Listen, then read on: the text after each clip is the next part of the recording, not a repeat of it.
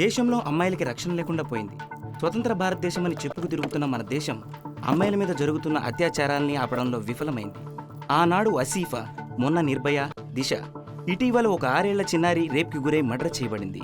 ఇంకా వెలుగులోనికి రానివి ఎన్నెన్నో.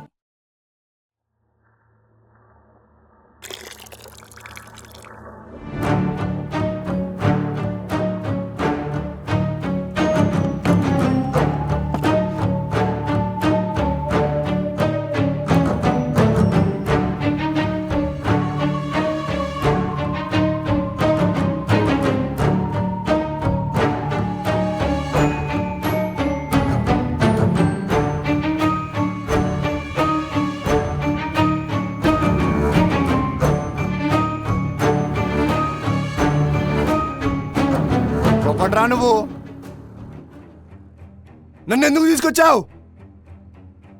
రేయ్, నిన్నే అడిగేది. ఎవడ్రా నువ్వు? అడుగుతుంది నిన్నే, వినపడట్లేదా? ఎవడ్రా నువ్వు? అడిగేది నిన్నే, నన్ను ఎందుకు కట్టేశావురా? రేయ్, అడుగుతుంది నిన్నే, వినపడట్లేదా? ఎవడ్రా నువ్వు? అసలు ఎవడ్రా నువ్వు?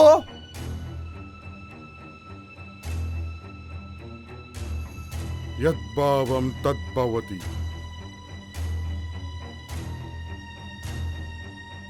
నువ్వేదైతే ఆలోచిస్తావో అదే చేస్తావు. ఏదైతే చేస్తావో అదే వెనక్కి తిరిగి వస్తుంది. దాన్ని ఏమంటారో తెలుసా? కర్మ. దిమ్మగిట్లా ఖరాబ్ అయిందా? పిచ్చి పిచ్చిగా మాట్లాడుతున్నావు. కర్మేంటి? అయినా నాకని చెప్తున్నావు? చెప్తా.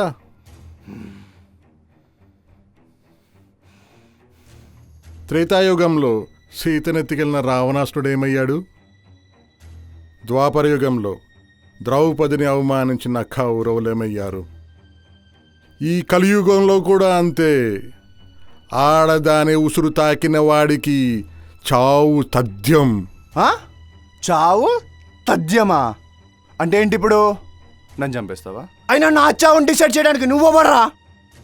అవును, నీ చావుని డిసైడ్ చేయడానికి నేనెవరిని? అసలు నువ్వెవరు? నేనెవరా? బాగా ప్లాన్ చేశారా. సూపర్. ఎవరి దగ్గర తీసుకున్నావరా నన్ను వేసేయడానికి? ఇక్కడ జరిగే ప్రతి పనికి కర్త, కర్మ, క్రియ అది ఎవరైతే వాళ్ళే చేయిస్తున్నట్టు.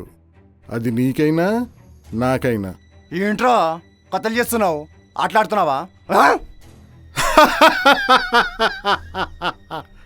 ఆటలు. మనుషులందరినీ తోలుబొమ్మల్లా ఆడించే సృష్టికర్త ఎవరంటావు? నీకేమైనా తెలుసా?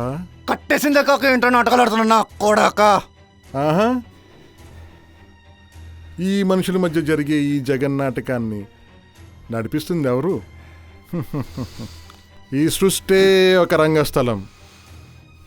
అందులో మీరంతా పాత్రధారులు మాత్రమే. వీటిని నడిపే ఆ కపట నాటక సూత్రధారి ఎవరో తెలుసా మరి? రేయ్, పిచ్చా నీకేమైనా? నువ్వేం మాట్లాడుతున్నావో నీకు అర్థమవుతుందా? రేయ్, నాకేమన్నా అయిందనుకో, నీ చావును కూడా ఊహించలేవు నా కొడాకా.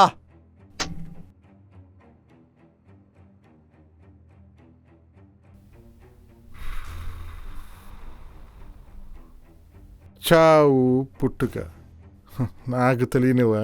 అసలు నన్ను చంపడానికి నేను చేసిన తప్పేంట్రా? తప్పేంటా? అమ్మాయిని మానభంగం చేసావు, అతి దారుణంగా చంపేశావు. అది నీ లెక్కల్లో తప్పు కాదా మరి? వా, అనుకున్నాన్రా. అదేమవుతురా నీకు? నీ అక్క, నీ చెల్లె, మరి నీకేంట్రా సంబంధం? నాకేమవదు, మరి నీకేమవుతుంది? ఏ సంబంధం లేనప్పుడు మరి నీకెందుకు రద్దురదా దూలెక్క? అయినా ఇలాంటి తప్పులకే చంపేయాలనుకుంటే ఈ భూమి మీద ముందు అంతరించిపోయే జాతులు మన మానవ జాతే ముందుంటుంది. అయినా ఎంతమంది నన్ను చంపుతావు? ఎంతమందిని చంపినా నాలాంటి వాళ్ళు పుడుతూనే ఉంటారు. అయినా నువ్వేంట్రా ఏదో పెద్ద పతివ్రతల పద్ధతిలో మాట్లాడుతున్నావు? నువ్వే తప్పులు చేయలేదా? అవును, నేను చాలానే తప్పులు చేశాను. నీలాంటి వాళ్ళని పుట్టించి కొంతమంది అమాయక జీవితాలను నాశనం చేశాను. ఓహో, అంటే ఏంటి ఇప్పుడు నువ్వు దేవుడు అంటావా? ఈ రంగస్థలాన్ని నడిపించే సృష్టికర్త సూత్రధారి నువ్వేనంటావా? మరి నువ్వేంట్రా నాలా మనిషిలా ఉన్నావు? ఓ ఈ కలియుగంలో దేవుళ్ళ ట్రెండ్ ఇప్పుడు ఇలా ఫాలో అవుతున్నారా? ఆ? దైవం మానుష్య రూపేణ, దేవుడే మనిషి, మనిషే దేవుడు. అవును, దేవుడి రూపమే మనిషి. అప్పుడు నేను దేవుణ్ణే. నేను చేసేదే మంచి, అదే పుణ్యకార్యం. అవును, నువ్వు దేవుడివే, నేను దేవుణ్ణే, మనుషులందరూ దేవుళ్ళే.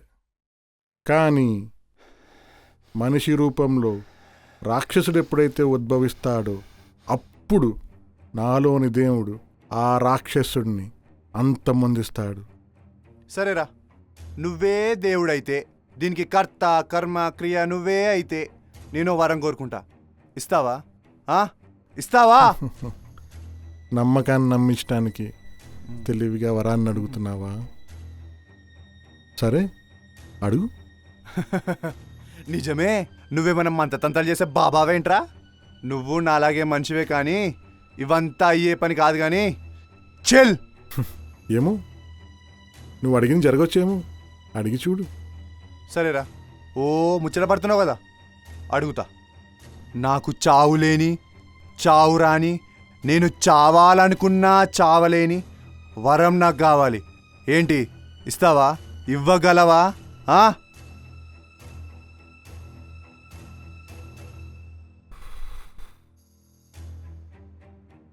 మనిషి ఆశ అందని ఆకాశం లాంటిది, స్వార్థం తీరని దాహం లాంటిది.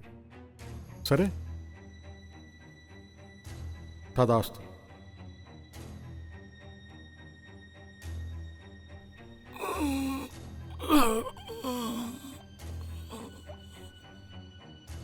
ప్రాయశ్చిత్వం లేని తప్పు నువ్వు చేసినప్పుడు నువ్వు బయటపడిన నరకం నీకు తప్పదు. నీకు జరిగిన దానికి నువ్వు నొప్పి బాధ భరిస్తావు, కానీ నీకు చావు రాదు. ఊపిరి పీల్చగలవు, కానీ ఊపిరి ఆపలేవు. చావుని చూడాలనుకుంటావు, కానీ చావుని తలుచుకుంటూ ఉంటావు. నువ్వు కోరిన వరమే నీకు శాపం. నీ పాపం నీ శాపంతో తోడై నీ చావు లేని వరమే ఈ నరకం. అనుభవించు. పాపాన్ని అంతరించడానికి నేను అవతారం ఎత్తనక్కర్లేదు.